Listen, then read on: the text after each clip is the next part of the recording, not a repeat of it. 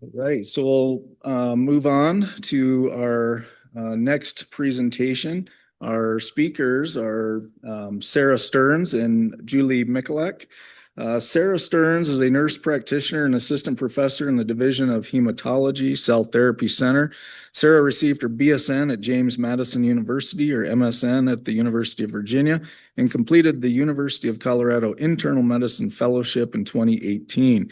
She joined the Division of Hematology in 2018, and in addition to being an outstanding clinician, Sarah has been involved, those are my words, not Sarah's words. She would never say that, but I'll say it every day. Sarah has been involved in numerous quality and process improvement activities, including APP onboarding and orientation and patient provider experience. Sarah is currently appointed as the cell therapy inpatient APP lead within the division. Julie Mikulek is an assistant professor at the University of Colorado School of Medicine, practicing at Anschutz Medical Campus in the Cardiac and Vascular Center.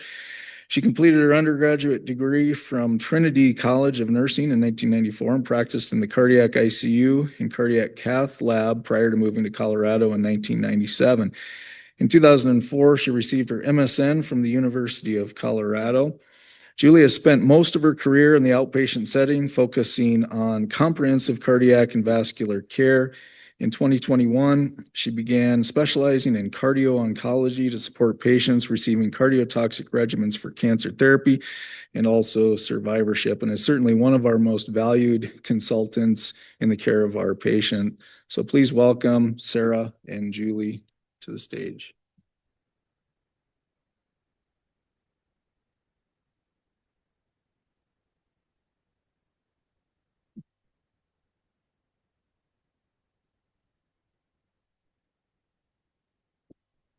Thanks, Glenn, for that introduction. Thanks everyone for being here. I'm super excited and so excited. I've really enjoyed working with my colleague Julie on this talk. And in fact, I was so excited. I woke up at 3 o'clock this morning and I was like ready to talk to you all about classical Hodgkin lymphoma. However, you are not there. And I don't know if it was more excitement or nerves, but regardless, I'm here now. We're here now, and I'm super honored to chat with you all about this. These are just our learning objectives, and Julie and I do not have any disclosures. So we'll kind of jump right in. Full disclosure, there is a lot of information, and I have some very busy slides in some respects, but I'm going to try to kind of highlight some of the big trials and most important information I found super helpful, especially when preparing for this talk. So when we're talking about classical Hodgkin lymphoma, we're referring to a collection of lymphoid neoplasms of B-cell lineage. There are specific subtypes within classical Hodgkin lymphoma, but mostly in terms of pathophysiology, this involves the development of Hodgkin-Reed-Sternberg cells.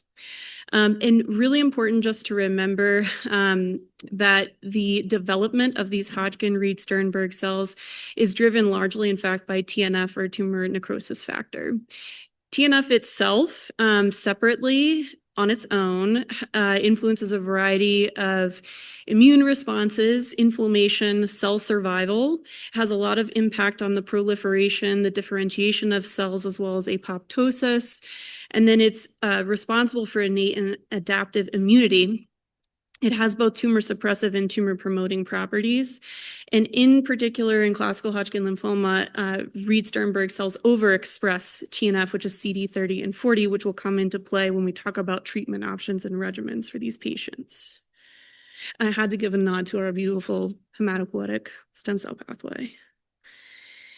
In terms of incidence, so very important to remember that this is typically a disease that impacts a younger age population between the ages of 15 and 39 commonly, but also a population greater than age 60. There is approximately 4,200 cases annually as of 2023. More commonly impacts males than females. But one of my favorite things about classical Hodgkin lymphoma is that it has a very high cure rate of exceeding 95%. And that is like really awesome.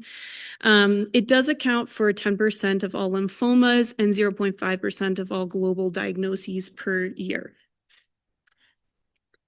some risk factors. So for patients, a lot of times when patients have a new diagnosis, they will ask like, have I done anything to make this happen, or have I not been doing things that have led to this? And so I always like to kind of talk a little bit about risk factors, and in particular for classical Hodgkin lymphoma, EBV status or Epstein-Barr viral status is present in more than 30% of cases.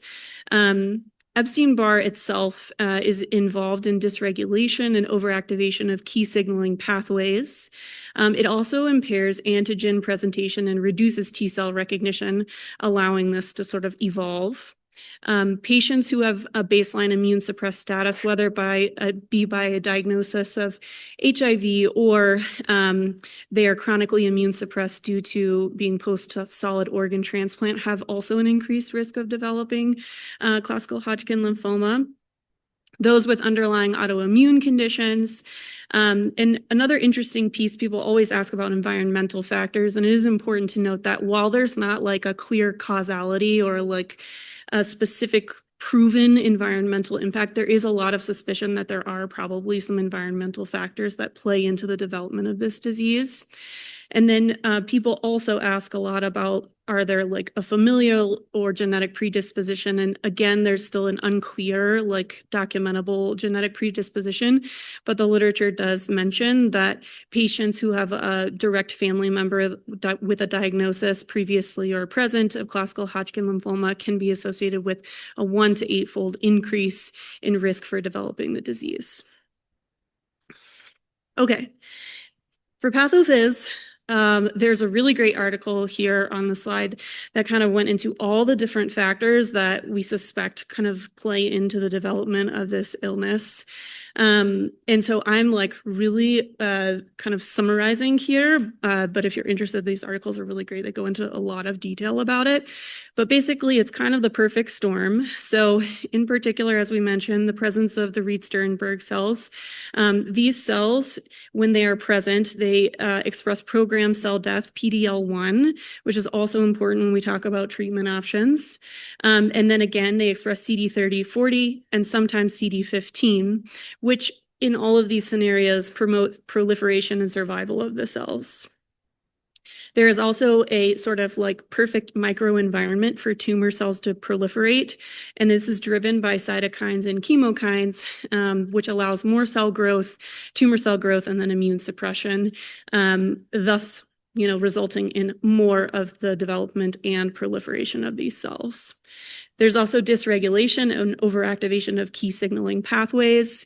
Some, some, as I mentioned, are driven by genetic alteration. And then, of course, there is evasion of the immune system. Okay. Clinical presentation. So for patients, typically they present with asymptomatic or painless lymphadenopathy, or they may have a chest mass. And oftentimes the chest mass will be developing for a pretty substantial amount of time before they start to display any sort of symptoms like shortness of breath, chest pain, etc. They may have the presence of B symptoms, which are defined by fevers, drenching night sweats, and unintentional weight loss. And some key points about this, when people tell us about their night sweats in these scenarios, these are patients who say, like, I get up in the middle of the night and I change my clothes, or I have to change my linen multiple times, either through the night or through multiple times per week. These are like substantial night sweats. And interestingly, which also did make sense when I was kind of reading more about this, is that patients with EBV positive disease tend to exhibit more B symptoms in these cases. And then in rare cases, patients can kind of present with generalized pruritus or itching, which I thought was interesting as well. Okay, to diagnose, you do want a tissue biopsy. If the patient does have a mass, ideally you would biopsy that mass. If they don't have a mass, or the mass is not feasible to biopsy due to it being a really high-risk procedure, you can consider an excisional lymph node biopsy. And I like this beautiful picture of the lymph node because I think it is a very complex and super cool little organ. And I always kind of describe this to people when I'm talking about this as like if you're trying to move somewhere, you want to get a sense of like what's going on in the city. In particular, maybe traffic. That's very important to me. Like, how is the traffic going to be, right? If you only biopsy with a needle biopsy, like one specific piece of the lymph node, you're probably not getting the whole picture. And so a lot of times we really push for an excisional lymph node biopsy if we're able to. And then, of course, PET-CT will be really important in terms of staging. Okay. In terms of staging, we use the Lugano staging scale, which gives a stage plus a modifier to describe some of these other characteristics. So for stage 1, you have involvement of a single group of lymph nodes. Stage 2 involves 2 or more groups of lymph nodes, but they are on the same side of the diaphragm, so either above or below. Stage 3 involves lymph nodes on both sides of the diaphragm or above the diaphragm and the spleen. And then widespread disease involves, kind of as it mentions, widespread disease. So whether it be lymph nodes, it may or may not have bone marrow involvement, other organ involvement as well. So based on the imaging, you stage the disease and then you give it a modifier. So for example, a patient may have stage 1A disease. That means they have involvement of a single group of lymph nodes with no B symptoms. And then you may have a patient who has stage 4 disease, which is very widespread. And then you would give them a B and an X for if they have the presence of B symptoms, 10%, greater than 10% weight loss in 6 months, any of those drenching night sweats, fevers, and or bulky disease. So a patient with both of those would be stage 4BX, to give an example. Okay, prior to treatment, there are quite a few things you want to make sure we screen for. Of course, your baseline labs, and in particular, looking at your hepatic function, your renal function as well.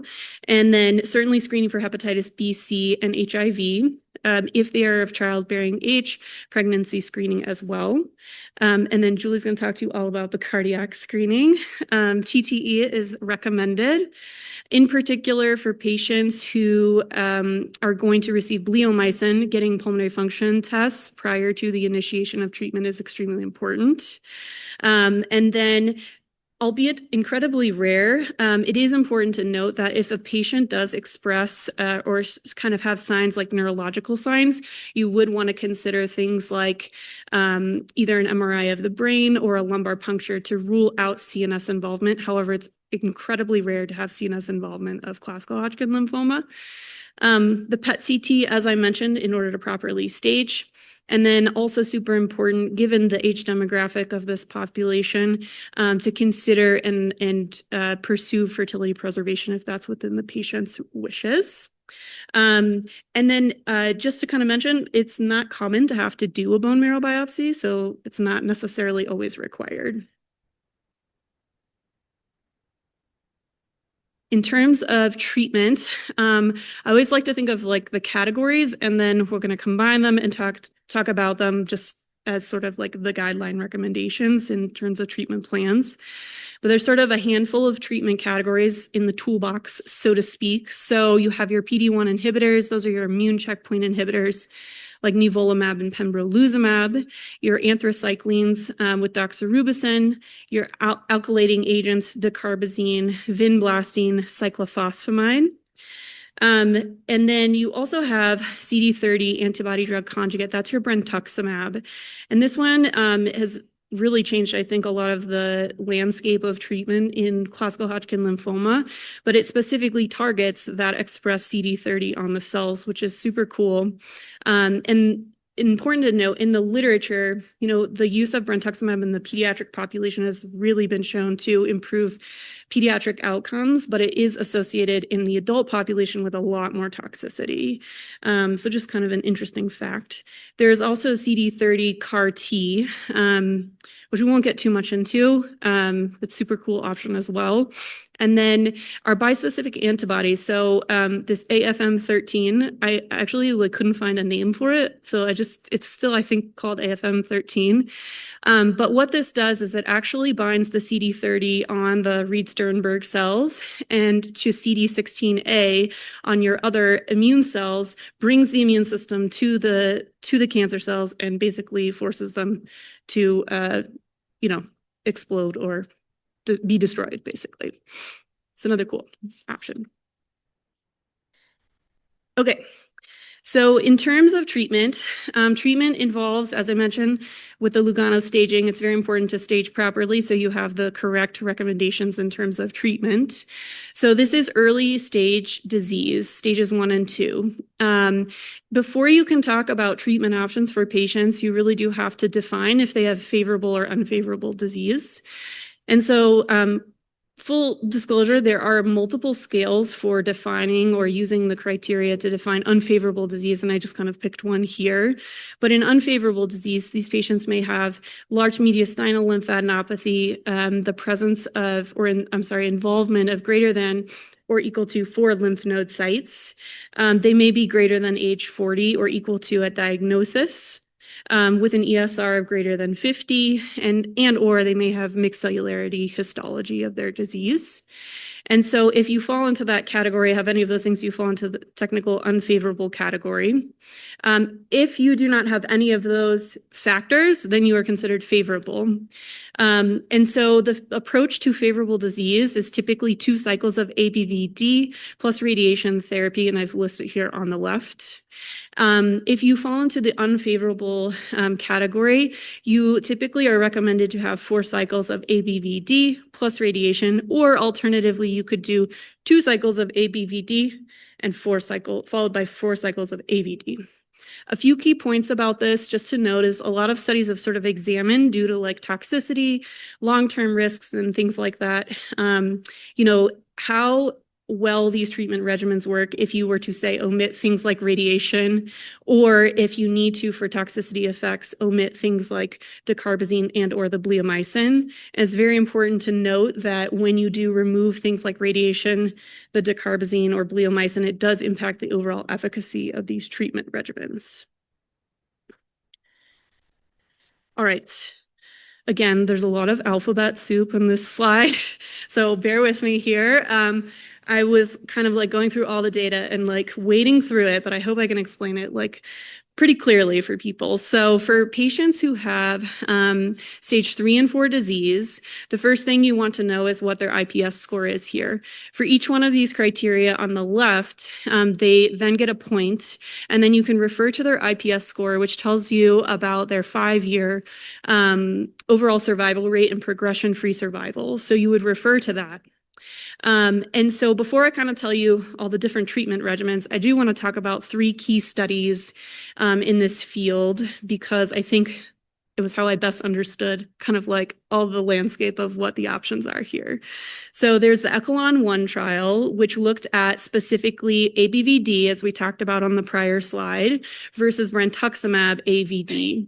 And so what that study found is that brentuximab AVD initially has a favorable prognosis over the ABVD alone, 94 versus 89% overall survival rate.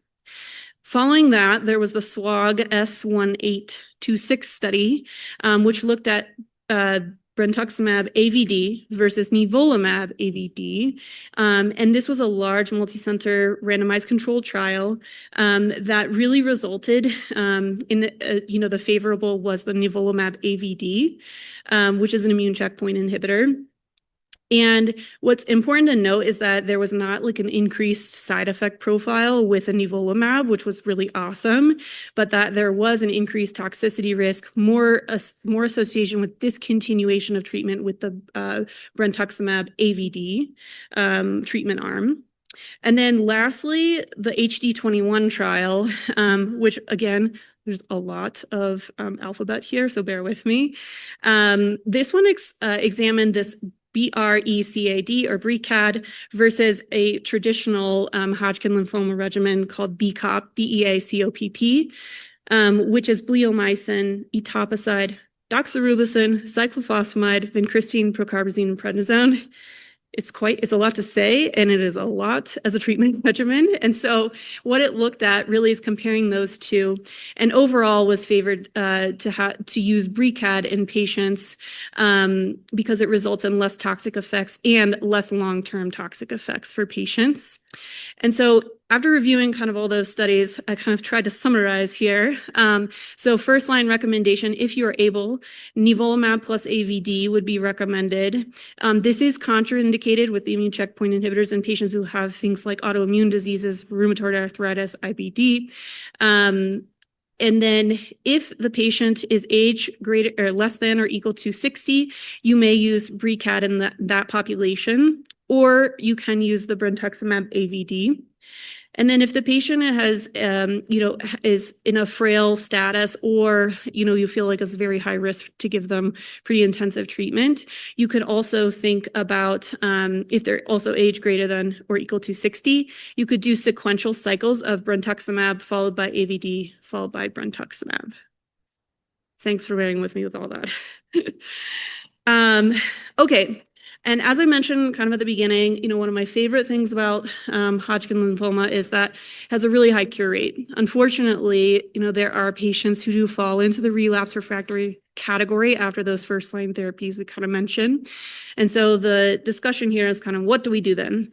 I think the first thing to think about is that patients who are, especially those less than age 30 with relapse refractory disease, have pretty poor prognoses, and their progression-free survival is estimated at 50%.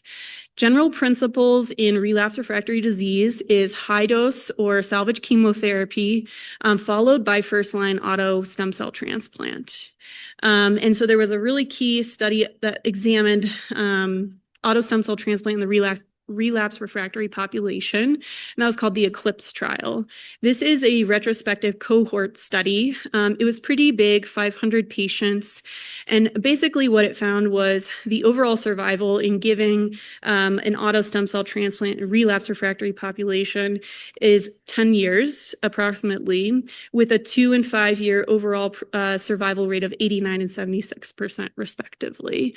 So pretty good outcomes. And one key piece about this is that it is important to note that for patients who do undergo stem cell transplant, auto stem cell transplant, the degree of their disease or the activity of their disease during that time, at the time of transplant, does impact their overall survival rate. So if they have a really high level of disease at the time of transplant, it does impact their overall survival.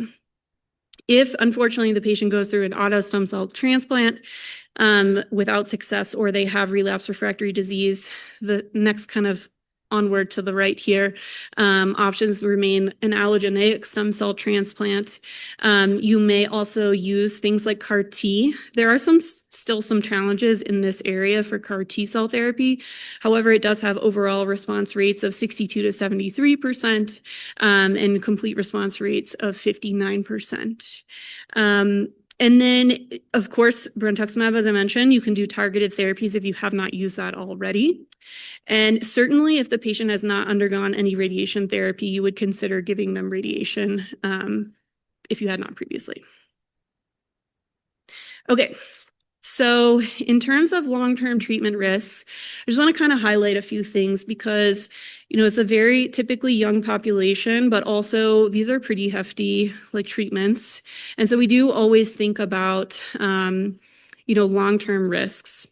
And, the overall goal here in treating these patients, and I think with any of our patients, of course, is to give them the maximum amount of effect with the least amount of toxicity.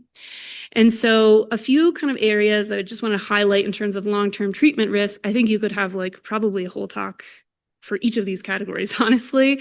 But I tried to summarize kind of the key points here. But in particular, things like the brentuximab and your immune checkpoint inhibitors are really great because they limit your exposure to chemotherapy. However, they do come with risks of neuropathy, peripheral neuropathy that can have lifelong effects, as well as immune-related adverse effects. So in particular, like rheumatologic and endocrine space. Fertility, so for females, there is a risk for premature ovarian insufficiency. But what I did read, which was very reassuring, is that for patients who receive ABVD, it does not seem to affect the number of pregnancies, time to pregnancies, or births at all, which is really great. For males in particular, infertility is a risk, especially for those who have been exposed to higher cumulative doses of alkylating agents, radiation therapy, and for those who have undergone auto stem cell transplant. And then secondary malignancies is something that I think we all talk about, especially when we consent patients for chemo and hope that that doesn't happen. But that is a risk in this patient population. It's more related to radiation therapy and is commonly manifested in lung, colon, or breast cancer. And then lastly but not least, our cardiotoxicity is a very big area of concern.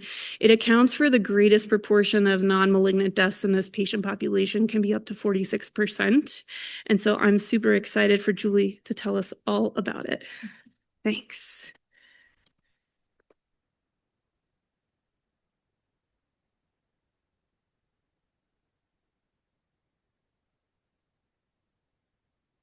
So as Sarah explained earlier, the treatment for Hodgkin's lymphoma is very dependent on the disease stage, histology, and then different patient-specific factors.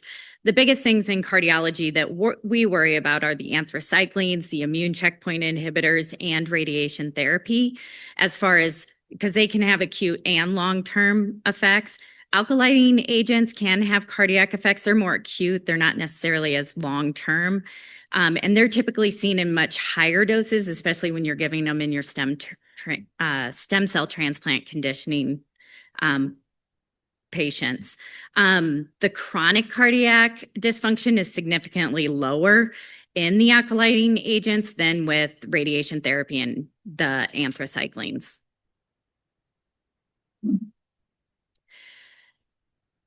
Anthracyclines cause several different types of cardiotoxicity, LV dysfunction being one of the most concerning toxicities for us. LV dysfunction can occur at any time in the patient's course of their treatment or even long-term. It can occur decades later in their life. So these are people who are treated as very young kids, and then we see them much later, like in their 50s and 60s. Patients can present asymptomatically, or they can present with heart failure symptoms. So they're coming to cardiology because they're having some symptoms that they're concerned about. Anthracyclines can cause arrhythmias, including atrial fibrillation, sinus tachycardia, PACs, PVCs, SVTs, and occasionally QT prolongation. Not as common, but it can be something that we should look out for. Atrial fibrillation can occur acutely in up to 10% of the patients receiving anthracyclines. And typically they think that this is because they are developing some sort of anthracycline-induced cardiomyopathy rather than actually like a direct drug effect for the arrhythmias. Fortunately, most of the cardiac arrhythmias are very transient and resolve after the treatment stopped. Cardiotoxicity in this population is significantly increased with the cumulative dose. So I always tell the patients, your highest risk is when you're receiving it. The higher dose you receive over your lifetime, the higher risk you are. Typically, patients who receive 150 milligrams per meter squared, we see about a 7% incidence of cardiotoxicity. This jumps to 18% at the 350 mark. And then if they get 550 milligrams per meter squared of anthracyclines, their risk increases to 65%. For doxorubicin, we consider them more high-risk patients if they receive doses that exceed 250 milligrams per meter squared in their lifetime. So this is a lifetime. So you have to think about people who get their initial treatment, and then if they relapse, it's a cumulative. The biggest clinical thing I like to tell people is it's very important that we identify these type of cardiotoxicities early, because many times they can be reversible if we stop or hold treatment or get them on some sort of what we call guideline-directed medical therapy, or GDMT, for cardiology. Pathophysiology, I'm not a big pathophysiology, but it is thought that there's some oxidative stress that can cause radical degeneration, which can cause damage to that heart muscle, kind of changes the mitochondrial function and lead to myocardial fibrosis.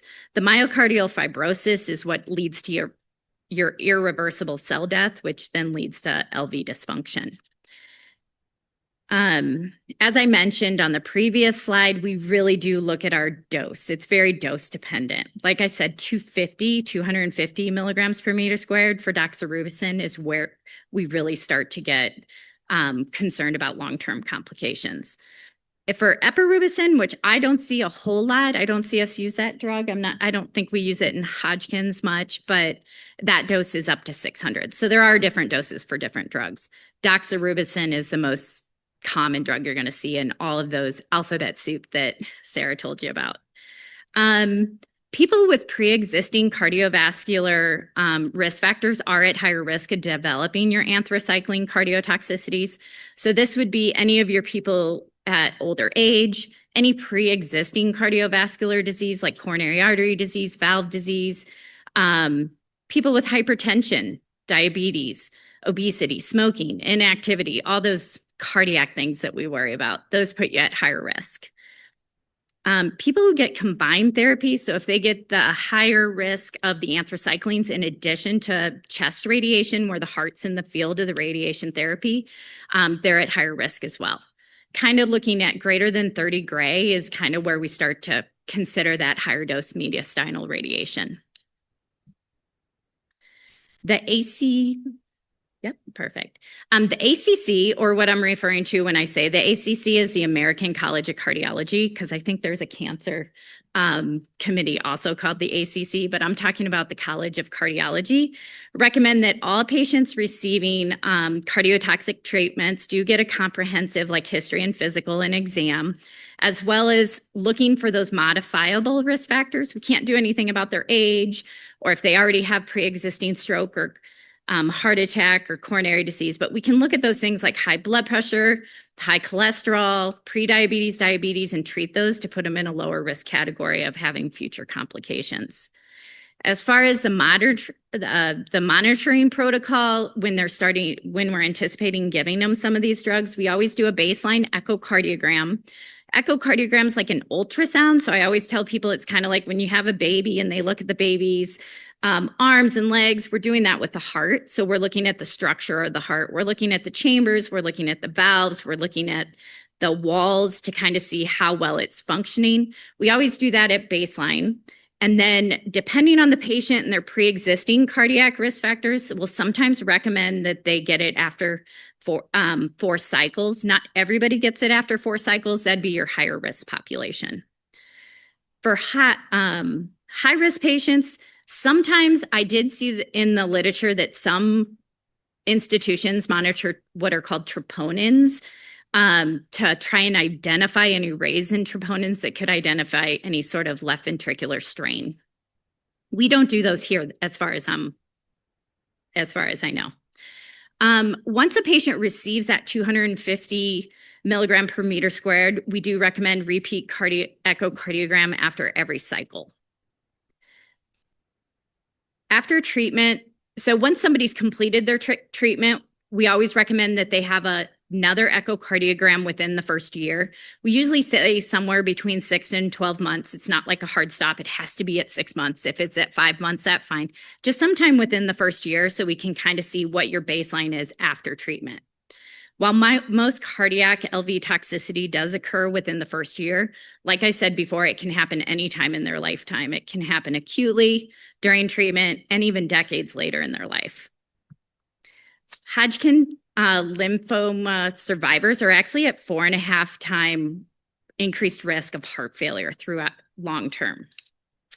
One gap in our current guidelines is that when you do that 1-year follow-up, we call it the end of treatment. You may see that in some of the charts. It's called EOT, end of treatment echocardiogram. If that echocardiogram is normal and there's no sign of any left ventricular dysfunction or any change in how strong their heart muscle is, there's no real true guidelines on how often we should actually look at echocardiograms. I will say we here at the university kind of look at whether or not they're low risk, high risk, depending on their other cardiac risk factors, if they've received different multiple like chest radiation and high dose anthracyclines. And that'll kind of help us determine how often to keep an eye on them. And I'll go through that a little later. Sometimes you'll see something called CTRCD in the notes. This is called cancer therapy related cardiac dysfunction. This essentially is the heart failure, the reduced in the heart function, or the LVEF is actually due to the cancer treatment. The diagnosis of CTRCD comes when there's significant changes in the LVEF on the echocardiogram. There's kind of like, we always look at the American College of Cardiology as well as a package insert for the anthracyclines to see what is actually a significant drop in the EF or left ventricular ejection fraction on the echocardiograms. They say that a decrease of 10% below the value of your institutional normal is considered significant. So typically in institutions, a normal ejection fraction is 50 to 53%. Nobody's 100%. This is kind of the normal for ejection fraction. Our institution considers 53% as normal. Most recently, we've started looking at something, you'll see it if you ever look at echocardiogram reports, called GLS, or global longitudinal strain. This is a newer measurement that we've started looking at, where they're measuring the top part of the heart to the bottom part of the heart. The heart's kind of like a balloon. It relaxes and then it bounces back and it ejects the blood through to the rest of the body. We're actually able to measure the top and the bottom of the heart and how elastic it is. And if your strain's abnormal, it can actually indicate that LV dysfunction is coming down the road. So it's kind of like a precursor. It's a very highly sensitive marker for heart failure. So we have started reporting these on our echocardiograms as well. This is just, it's not a separate test you have to order. It's not a separate test. We should just be including these in most of our echocardiograms now. Most of the physicians who read echocardiograms will include it. So then as far as the GLS, or global longitudinal strain, a significant change in that would be a 12 to 15% change from their baseline, because everybody has a little bit different baseline. So that's why it's always important to get that baseline echocardiogram. When we start to see this change of 12 to 15%, that's when we start to say, well, they don't have a change in their ejection fraction, their heart's not weak yet, but maybe we should consider doing some cardioprotective medications to kind of prevent it from occurring. It's more of like a preventative thing. GLS is a very interesting number because when they report it, it's always negative. Negative 18 is considered normal. Negative 16 to negative 18 is borderline. And the closer you get to 0, which is the exact opposite of how my brain works, the more abnormal you are. So if you had somebody with a GLS of negative 5, it's really bad. It means their heart is really not functioning normally. From a management standpoint, if the LVEF or the ejection fraction is less than 30%, we usually recommend that you avoid anthracyclines if at all possible, because it could be, extremely bad. If the LVEF is between 30 and 50%, we just recommend that we watch it really closely. We usually will start them on what we call GDMT, or guideline-directed medical therapy for heart failure, and then just keep an eye almost sometimes even every cycle with echocardiograms. GDMT, I've mentioned that a couple of times. This is what we call in cardiology guideline-directed medical therapy. This is 4 pillars of medications that have been proven to work together to help improve LV dysfunction, and they help remodel the heart muscle. So even if you have a dip in the ejection fraction, if you start these medications, they've been proven to increase contractility. The 4 class of medications are ACE inhibitors, and now in addition in that same drug class, we have ARBs and ARNIs. Those are kind of all in that same drug class. We have beta blockers, MRAs, and SGLT2s are the most recent addition to that 4 pillar. If we need to start GDMT on a patient, then we usually, 4 pills is a lot. Most of these people have normal blood pressure. All these do lower blood pressure. So we kind of have to start them and slowly titrate them up. Once we get them to their max dose, we'll repeat an echocardiogram in 3 months to see if their heart's improved. For cardio protection, I don't give this much, but you see it more on the oncology side. Doxorubicin is the only FDA-approved medication for anthracycline cardiac protection. Randomized trials have shown that it does give a significant reduction in heart failure and subclinical heart failure in patients who are getting high-dose anthracyclines. In my mind, I was like, why don't we give this to everybody? So there's been early concerns that if you give this medicine, even though it prevents the cardiotoxicity, it can decrease the efficacy and increase the risk of secondary malignancies. So that's why it's always been very limited, especially in the pediatric populations, because you don't know what the rest of their life is going to consist of as far as treatment and relapses. I did read that most recent data is starting to alleviate some of these concerns, so maybe in the future we'll see this more. I focus on survivorship. This is kind of my gig. I really love seeing these people after that 95% cure rate. So then we see them in cardiology if they're in the higher risk to just kind of talk to them. What does this mean long term? Now you've survived this lymphoma. What do we need to keep an eye on? The biggest concern from patients that I get after they've seen me one time, because everybody can read their notes on Epic now, is, oh my God, why did you say I have heart failure? Do I have heart failure? What does this mean? So there's different stages of heart failure, and it's kind of a continuum. So stage A heart failure is a term that we use in people who are at risk of heart failure. So I always have to explain this to my patients, so it's important for people to know. This is just folks who are at risk of having heart failure. They have no structural abnormalities on their echocardiograms. They have no symptoms. They're just at risk for some reason or another. And in this population, it's because they received some sort of anthracycline chemotherapy, and even chest radiation puts them at risk. People also in stage A heart failure are people with hypertension, hyperlipidemia, coronary disease. All these people are considered stage A. It's kind of like stage A hypertension.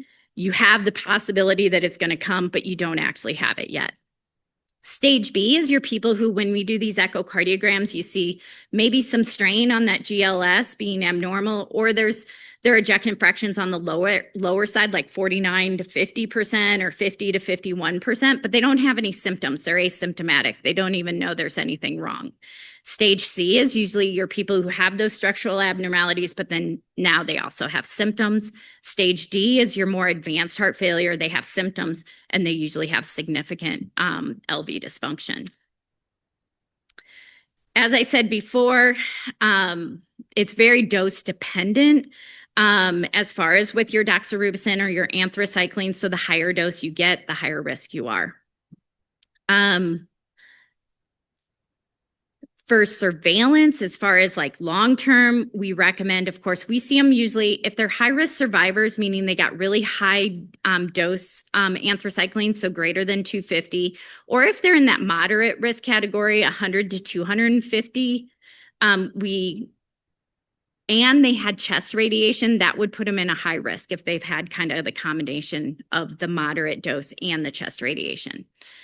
So as far as our annual things that we do, we always do kind of just make sure they're not having any symptoms of heart failure. We do lipids, hemoglobin A1C annually, just to make sure there's no signs of diabetes or hyperlipidemia, would put you in another risk factor. So just cumulative risk factors put you at higher risk. We'll usually do so. We'll do the end of treatment echocardiogram, and then if somebody's a high risk, so they had high dose anthracycline and chest radiation, we'll do an echo every 2 years. If they're in that moderate risk category or even a low risk doses, then we'll do it every 5 years. We in cardiology always have a low threshold. If they're having any symptoms of heart failure, then we'll do an echocardiogram just to make sure there's no changes. Things would be change in their functional capacity, meaning they can't do as much exercise as they used to be able to, shortness of breath, leg swelling, chest pain, not being able to sleep because they're waking up at night, very short of breath, weight gain without changing dietary, so like water retention. Survivorship in pregnancies. Since this is a young disease at times and it's very curable, 95%, which is amazing. We do have to deal with a long-term these folks are moving on with their life, and the females are hoping to have children down the road. The incidence of LV dysfunction or heart failure in cancer survivors with no prior change in their LV function is very low. But if during treatment they did have a drop or a change in their GLS during treatment, then they are at a higher risk, and it's about 28.4% in that risk category within the first 12 months. And some people have it postpartum. So they don't have it during the pregnancy, but they have it afterwards within the first year. The current guidelines that say that we should screen folks once they're pregnant, once a trimester with an exam, and then also an echocardiogram. So we do echocardiograms once a trimester. They're very safe for the baby. It's just ultrasound waves, so there's nothing. Some institutions do BNP every trimester, but we don't do it here. Just need to keep in mind that if somebody's overweight or obese, then your BNP can be falsely low. And then we also monitor electrolytes just to make sure they're not at risk of any cardiac arrhythmias. As far as sometimes we'll see people who had cancer treatment and they actually had a drop in their ejection fraction, so we've had to stop treatment. We put them on GDMT or the medications for the heart failure, and then they want to get pregnant. These folks, actually all of them, we have them see pre-counseling. Like we really try and do pre-planning. If they're going to want to try and get pregnant, have them see fetal maternal medicine to really get an idea on what their risk is and if this is something they're willing to, accept if they do have a complication. As far as the medications, ACE inhibitors, ARBs, ARNIs, spironolactone, which is an MRA, they're all tetragenic, so we have to stop them for pregnancy. SGLT2s are the newer medications. It's not really clear if they're safe or not, so we avoid them. Beta blockers, specifically metoprolol and labetalol, sotalol, and flecainide, are all safe in pregnancy. As far as for heart failure or weakness in the heart muscle, metoprolol is really the only guideline-directed beta blocker that's approved for the treatment of heart failure. So that would be the one drug that we can put them on. If we have somebody who's had a history of the heart failure and then they want to get pregnant, we usually have to taper them off their doses of medications one by one, and then we leave them on metoprolol alone.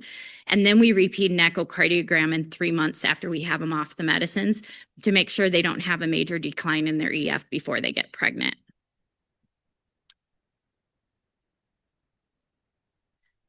I thought this was really nice. It was in JACC. It's kind of like an approach to the assessment of the pregnant patient after cancer treatment.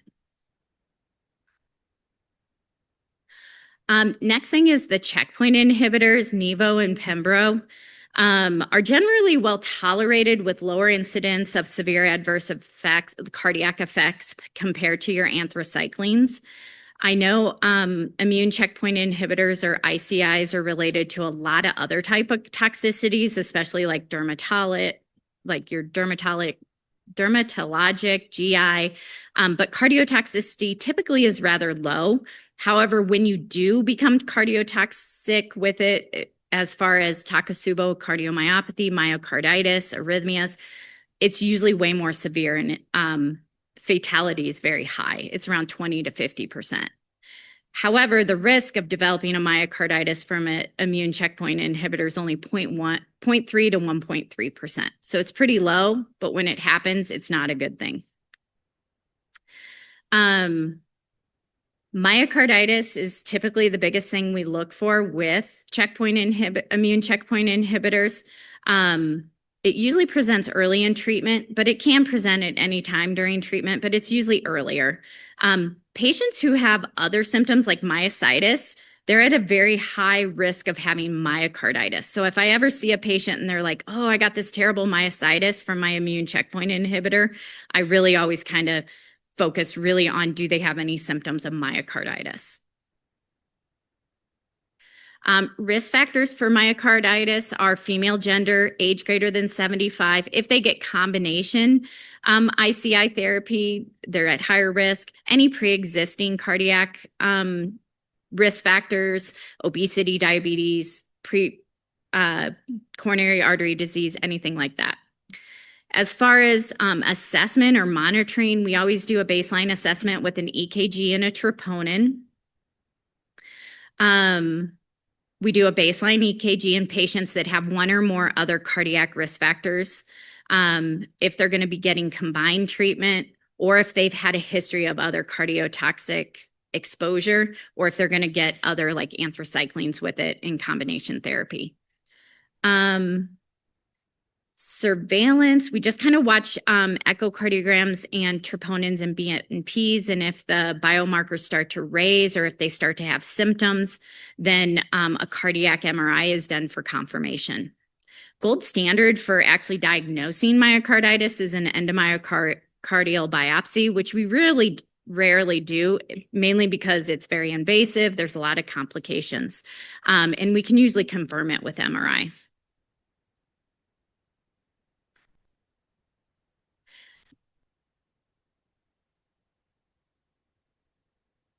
Clinical presentation of myocarditis can be variable.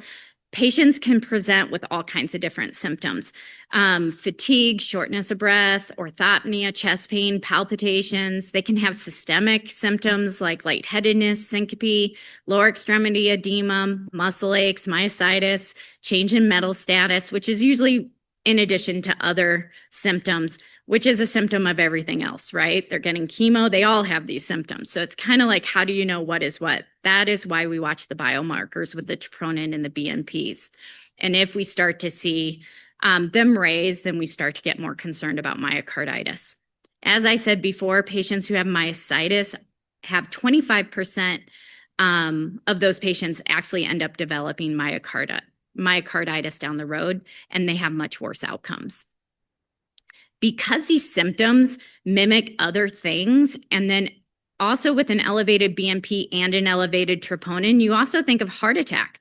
So these symptoms, these biomarkers can definitely indicate another issue going on. So you always have to rule out other causes.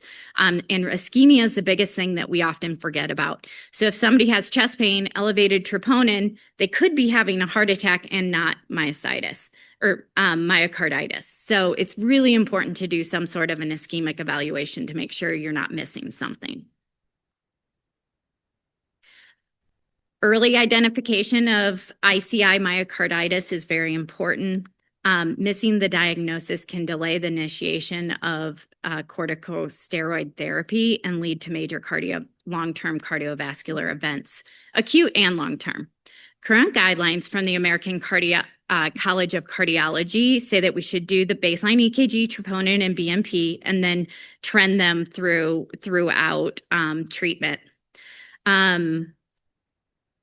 We need to also be careful about overdiagnosis, because if we diagnose this and it was, say, coronary artery disease, we didn't do the ischemic eval, well, then we ended up holding immune checkpoint inhibitor therapy, which potentially could put them at risk of cancer progression. So we have to be very careful not to overdiagnose, but also not to miss the diagnosis.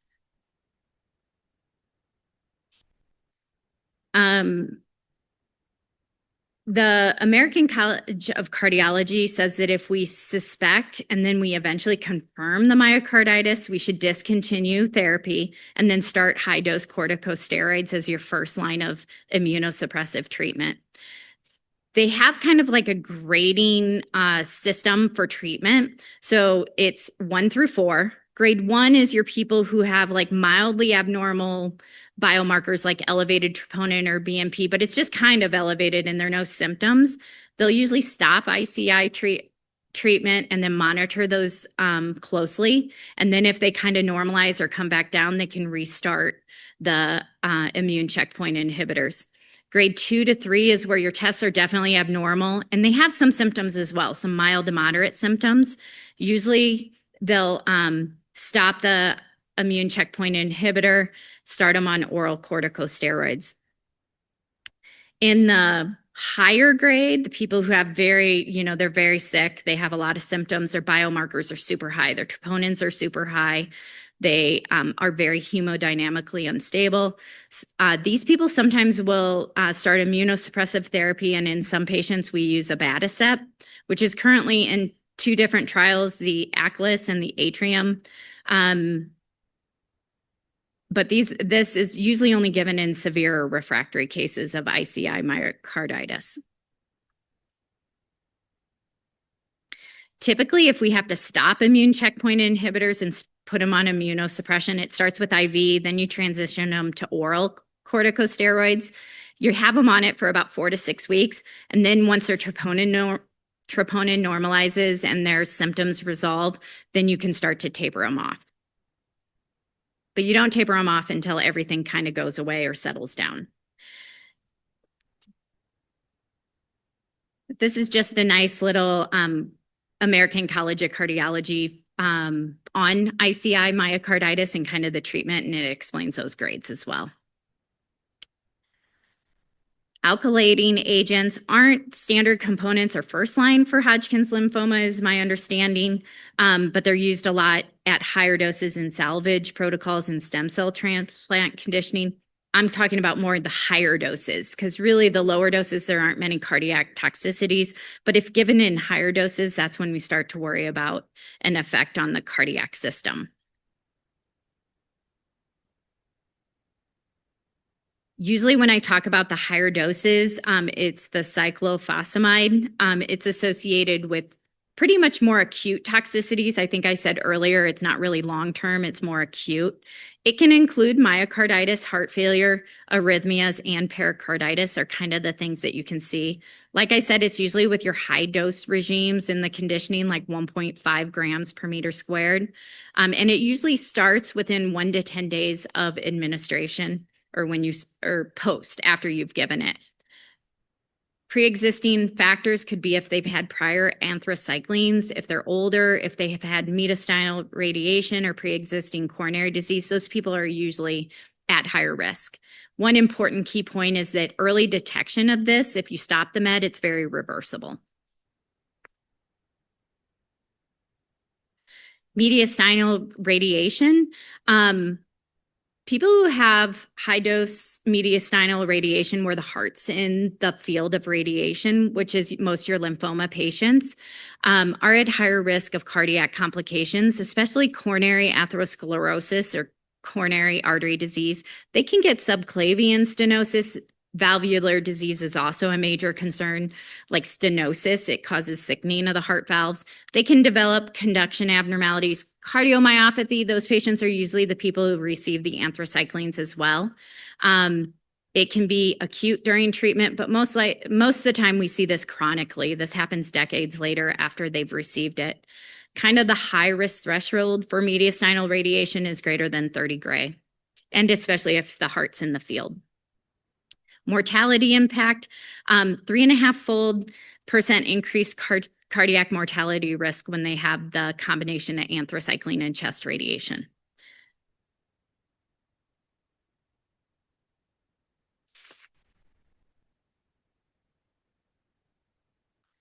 As far as folks who have had chest radiation, as far as what we do for the survivorship care, we usually see them annually for the same thing, similar to what we do with the anthracyclines. We do a comprehensive, prior to getting radiation, they probably already had an echocardiogram because they were probably in the anthracycline category as well.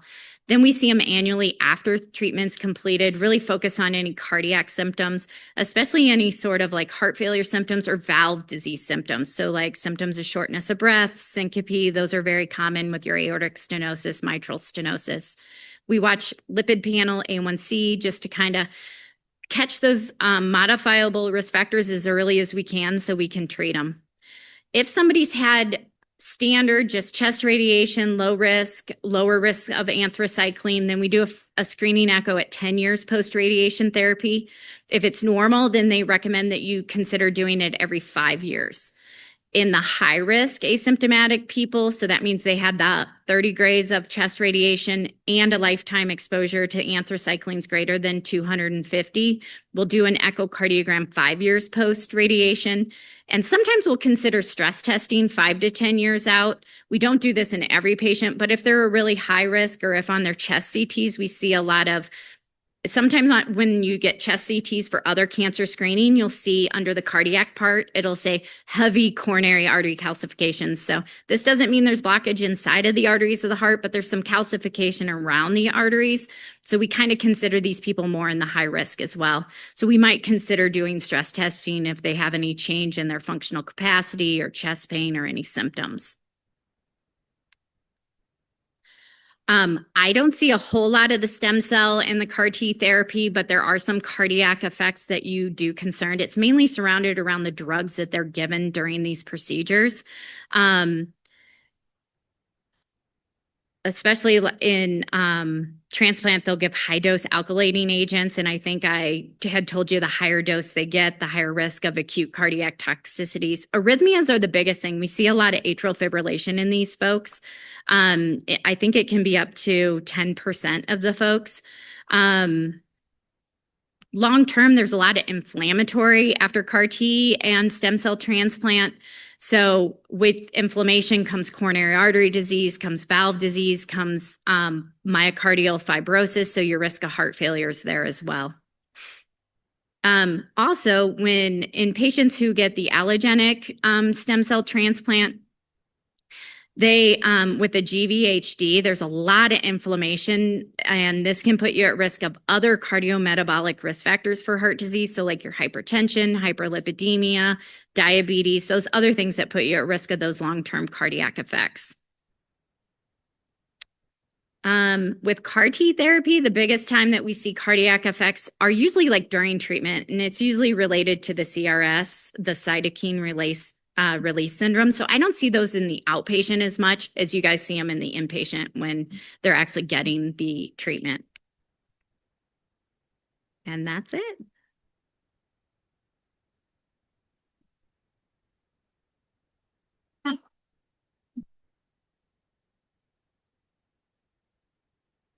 Great. Thank you, guys. That was really informative talk. Does anybody have any questions? We have time for maybe one. Oh. Hold on. That cardiac toxicity, does that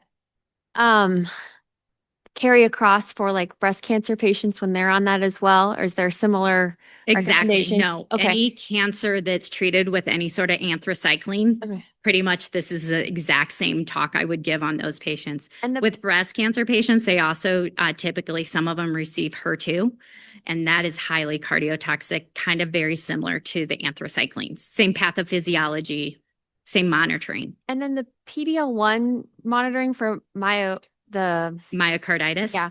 Are you guys recommending TROP and BNPs for all times when you're giving PD-L1s or just with Yeah, the usually Hodgkin's lymphoma? anytime you guys start immune checkpoint inhibitors, you'll check a baseline troponin and BNP. And then I think it's done with every time they have blood work, we usually check those. So we definitely follow them. Somebody have a question?